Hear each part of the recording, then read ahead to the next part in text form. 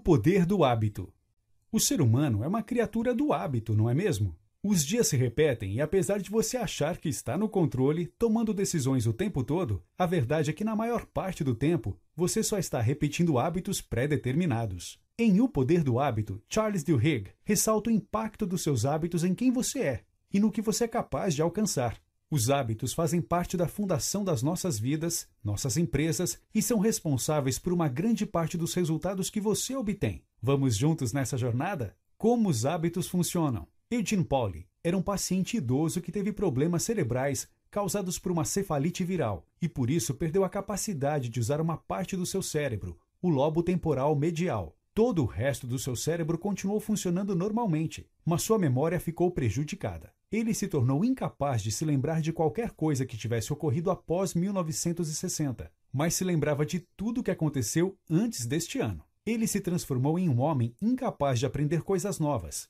E em segundos, ele esquecia o que havia ocorrido no momento anterior. Ele não se lembrava nem onde ficava seu quarto ou sua cozinha em sua própria casa. Diariamente, para exercitar-se, sua esposa o levava para caminhadas ao redor do quarteirão. Porém, um dia, Eugene desapareceu e sua esposa ficou preocupada. Sua perda de memória poderia fazer com que ele se perdesse e nunca mais voltasse para casa. Por incrível que pareça, em apenas 15 minutos, seguindo sua rota diária, ele conseguiu retornar para casa. Alguns dias depois, Eugene já era capaz de fazer o percurso sozinho. Isso fez com que os cientistas o estudassem e descobrissem que os hábitos, suas práticas rotineiras, são armazenadas em uma área totalmente diferente do lobo temporal, responsável pela memória. Isso provou que nós aprendemos e tomamos decisões inconscientes sem a necessidade de nos lembrarmos sobre os fatos que levaram àquela decisão ou aprendizado.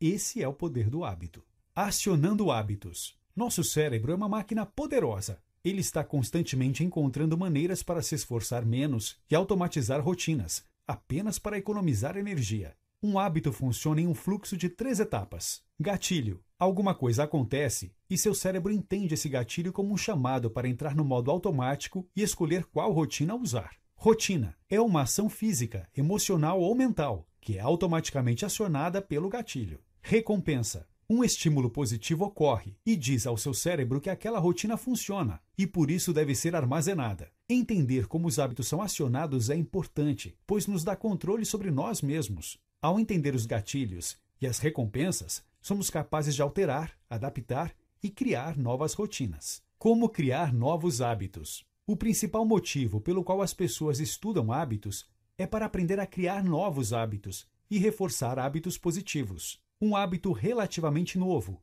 adotado pela população, por exemplo, é a simples rotina de escovar os dentes. Claude Hopkins, um publicitário americano, formou este hábito ao amarrá-lo a um gatilho comum no dia a dia das pessoas. Em seus anúncios, ele dizia: passe sua língua nos dentes. Sente uma camada sobre eles? Essa camada faz com que seus dentes percam a cor e se deteriorem. Após o gatilho, seus anúncios diziam: a pasta de dentes Pepsodent remove esta camada e deixa seus dentes mais limpos e bonitos. A grande verdade é que esta camada é natural e a pasta de dentes da Pepsodent não a remove. Mas o gatilho era tão poderoso que bastava as pessoas passarem a língua nos dentes e isso as conectava com a ideia de escovar os dentes, rotina, e a recompensa, dentes bonitos. Menos de 10 anos após esta campanha, a população americana que escovava os dentes cresceu quase 10 vezes. A técnica de Claude Hopkins é simples e segue os 3 passos.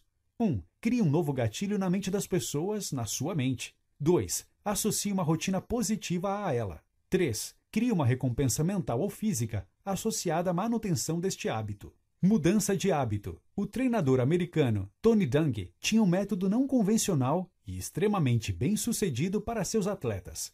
Ele levava seus jogadores a não responder automaticamente às jogadas de seus oponentes. Ele não queria que seu time pensasse antes de agir. Ele recorria à formação de hábitos que respondiam imediatamente, e não a escolhas racionais em cada jogada. Tony sabia que hábitos não são facilmente removidos. Eles precisam ser transformados, e eles só se transformam se uma nova rotina pode substituir a rotina existente, com o mesmo gatilho e uma mesma recompensa. Seus treinos se baseavam em amarrar os gatilhos e as recompensas existentes a novas rotinas. As novas rotinas eram mais simples, davam aos jogadores menos escolhas e mais comportamentos não racionais.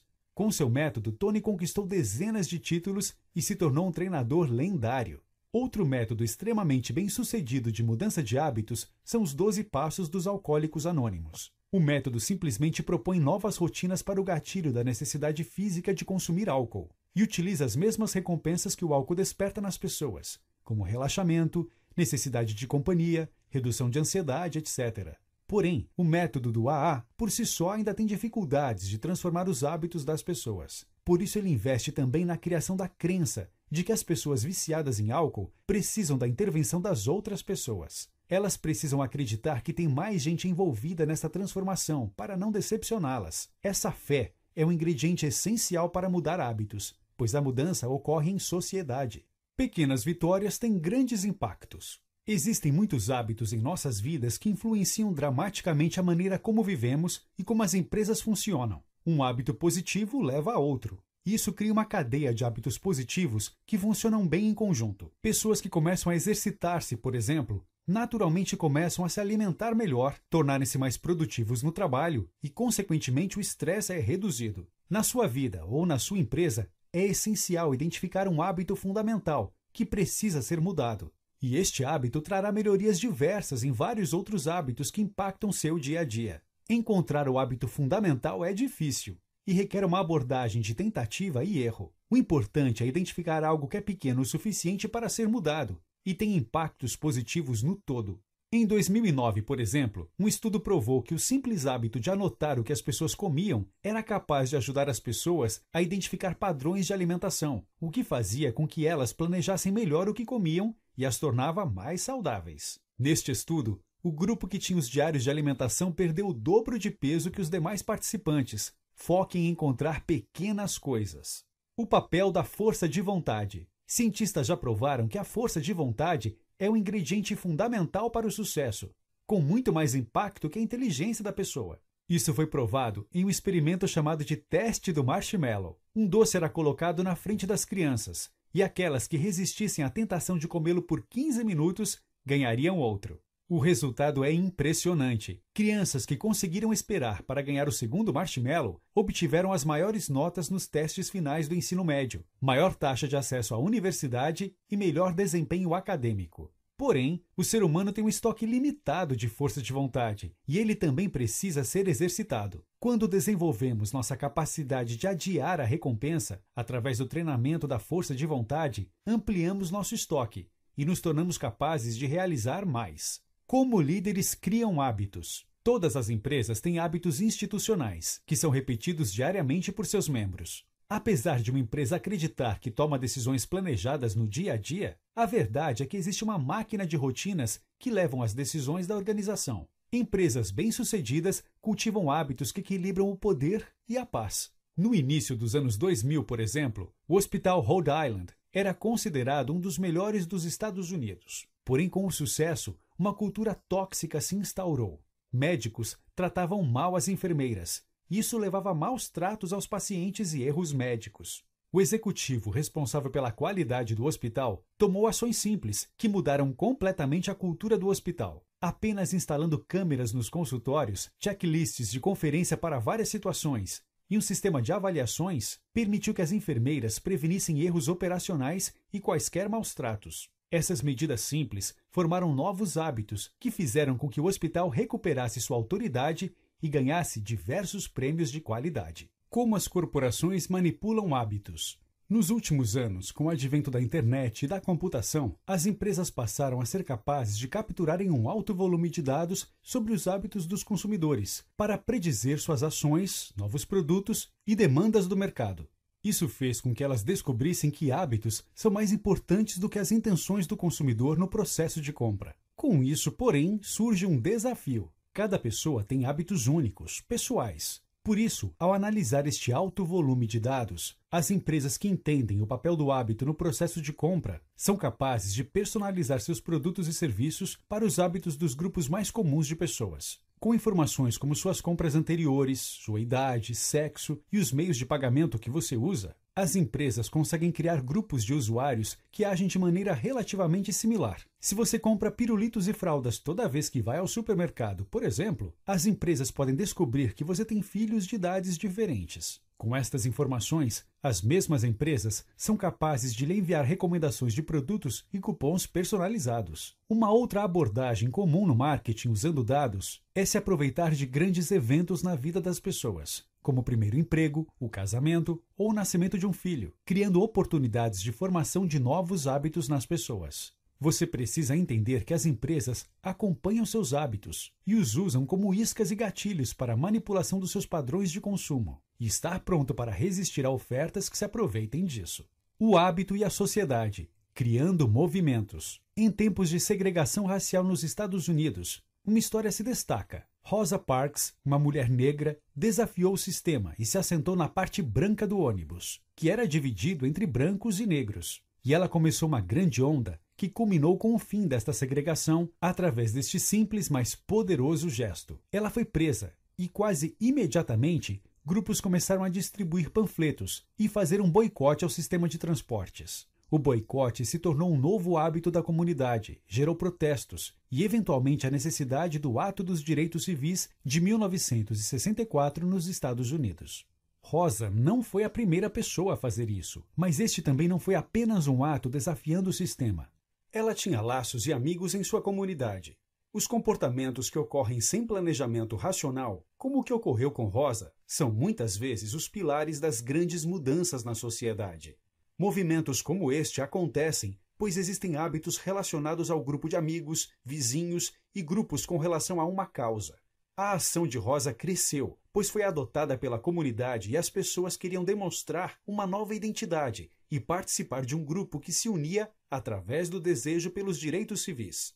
O poder dos laços fracos explicam como um protesto pode deixar de ser apenas algo de um grupo de amigos e se tornar um movimento social forte. Convencer milhares de pessoas a buscar um mesmo objetivo é difícil, mas usar a ligação entre as pessoas para criar uma pressão de companheiros tende a funcionar para mudar os hábitos de uma sociedade.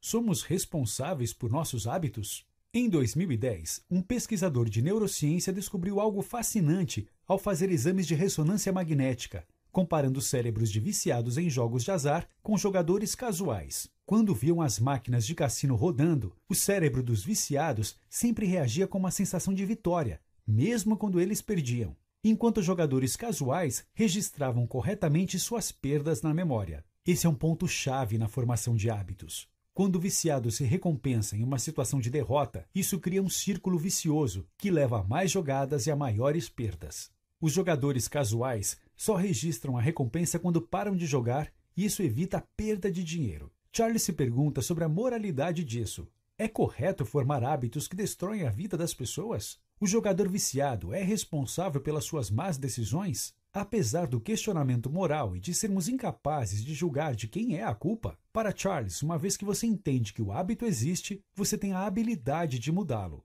Mudança de hábito, um guia prático. Uma vez que somos capazes de compreender o papel dos hábitos em nossas vidas, nosso principal desafio é transformá-los de acordo com nossa vontade. Siga estes passos para formar hábitos saudáveis. 1. Identifique a rotina. Apesar de nem sempre ela ser óbvia e muitas vezes inconsciente, o importante é que você seja capaz de analisar seus comportamentos, se perguntar os motivos e planejar como mudá-los. Identifique o que você quer mudar antes de ir para o segundo passo. 2. Experimente recompensas diferentes. Se você não consegue trocar rotinas ruins por novas rotinas, é preciso jogar com as recompensas. Se você está comendo comidas ruins e se alimentando de forma nada saudável antes de dormir, por exemplo, você deve substituir a recompensa desta rotina. Substitua a comida por um lanche saudável ou apenas descanse por alguns minutos. Depois disso, ligue um cronômetro, aguarde 15 minutos e pergunte-se se você ainda sente a mesma vontade de comer fast food. Se sim, você ainda não identificou o gatilho do hábito. Experimente recompensas diferentes, até que você descubra qual gatilho aciona aquele mau hábito. Se por acaso, neste exemplo, o gatilho era sua fome, entenda que você pode superar a fome comendo coisas diferentes como o lanche saudável. Se o gatilho deste hábito é cansaço, tire alguns minutos para descansar. 3. Isole o gatilho. Se você sabe qual recompensa satisfaz aquele gatilho, ainda é necessário entender o gatilho mais a fundo. Os gatilhos mais comuns tendem a ser sempre relacionados a 5 categorias principais. Um lugar, onde você se encontra quando surge a rotina. Um horário. Quando surge esta rotina? Um estado emocional. Como você se sente quando surge esta rotina? Outras pessoas. Com quem você está quando ela aparece? Uma próxima ação clara. Quando você tem algo a fazer e a rotina é acionada. Se você tem um hábito que precisa eliminar, anote os lugares, horários, sentimentos, com quem você está e quais os próximos passos antes daquela rotina aparecer. Depois de algumas repetições, você começará a entender o padrão. 4. Crie um plano. Uma vez que você entendeu os 3 principais componentes do hábito, fica fácil planejar uma nova rotina que lhe traz a mesma recompensa para o mesmo hábito. Fique alerta até que o gatilho apareça e haja de acordo com o plano. Se funcionar e você tiver a força de vontade para repetir este novo condicionamento sempre, você será capaz de transformar seus hábitos. Notas finais. Hábitos ditam muito das suas atividades e dizem muito sobre quem você é. Entendê-los é o primeiro passo para ser capaz de transformar sua vida, sua produtividade e seus resultados nos negócios. Você se torna melhor naquilo que você repete constantemente, e isso são seus hábitos. Trabalhe para conhecer a si mesmo, transforme-se e exercite sua força de vontade para se tornar uma pessoa com um grande autocontrole.